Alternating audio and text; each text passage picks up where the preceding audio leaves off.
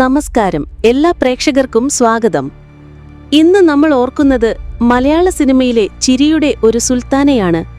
3 പതിറ്റാണ്ടിലേറെ കാലം മിമിക്രി വേദികളിലൂടെയും വെള്ളിത്തിരിയിലൂടെയും നമ്മളെ പൊട്ടിച്ചിരിപ്പിച്ച നമ്മുടെയെല്ലാം പ്രിയപ്പെട്ട കലാഭവൻ നവാസ് എന്ന കലാകാരന്റെ അപ്രതീക്ഷിത വിടവാങ്ങലിന്റെ ഓർമ്മയാണ് ഇന്ന് നമ്മളോടൊപ്പം. അദ്ദേഹത്തിന്റെ കലാജീവിതത്തിലൂടെയും ആ ചിരിയുടെ പിന്നിലെ മനുഷ്യനെക്കുറിച്ചും നമുക്കൊന്ന് സംസാരിക്കാം. ഇന്നലെ പുലർച്ചെ 4:40 ചോറ്റാനിക്കരയിലെ ഒരു ഹോട്ടൽ മുറിയിൽ വെച്ച് ഹൃദയാഘാതത്തെ തുടർന്നായിരുന്നു ആ അതുല്യ കലാകാരൻ ഈ ലോകത്തോട് വിട പറഞ്ഞത്.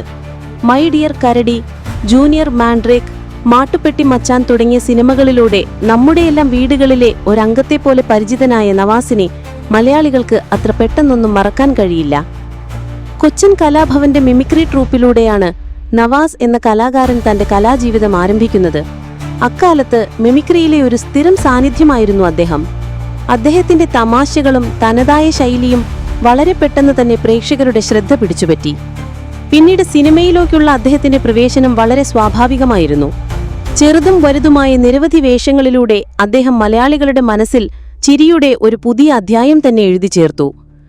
നവാസിന്റെ വിയോഗ വാർത്തയറിഞ്ഞ് സിനിമാ ലോകവും പൊതുസമൂഹവും ഒരുപോലെ ഞെട്ടി.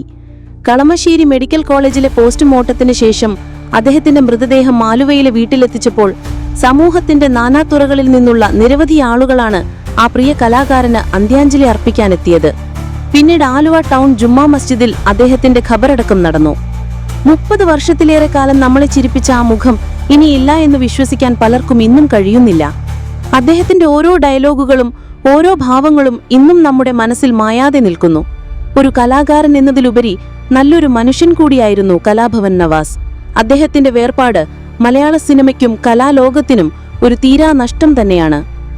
അദ്ദേഹത്തിന്റെ ഓർമ്മകൾക്ക് മുന്നിൽ പ്രണാമം അർപ്പിച്ചുകൊണ്ട് അദ്ദേഹത്തിന്റെ ആത്മാവിന് നിത്യശാന്തി നേർന്നുകൊണ്ട് ഇന്നത്തെ ഈ ഓർമ്മക്കുറിപ്പ് ഇവിടെ അവസാനിപ്പിക്കുന്നു. നന്ദി.